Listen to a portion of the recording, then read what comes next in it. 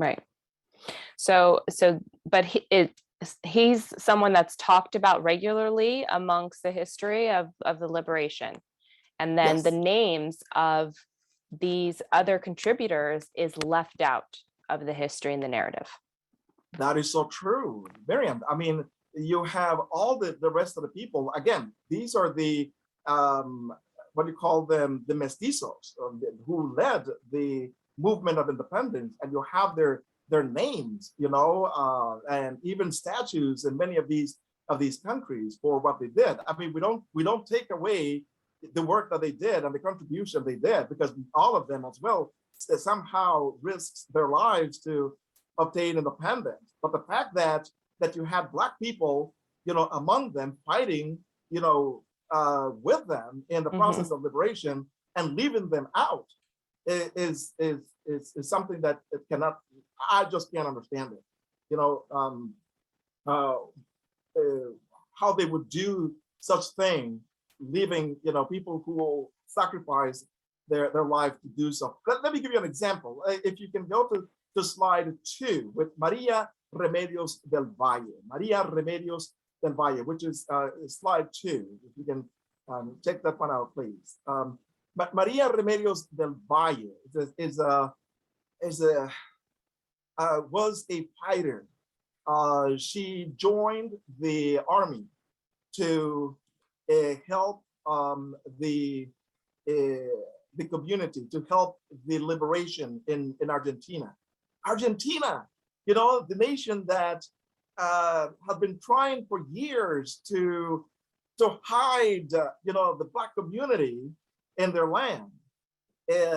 So Maria Remedios del Valle joined the army to help liberate Argentina from the European influence, from the Spanish crown and political and economic influence in the nation.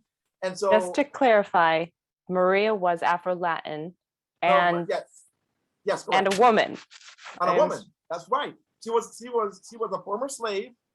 Okay, and so she was from Africa. She was actually an African descendant that joined the liberation movement in Argentina, and she was wounded, according to historians. She was wounded in battle. She was captured in battle. She was imprisoned while she was captured in the process of fighting for the nation, for Argentina.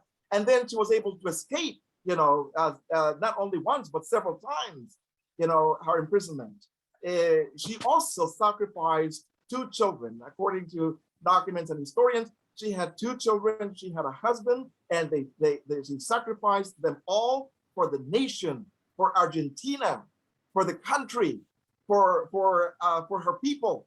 And yet she was not recognized at that time.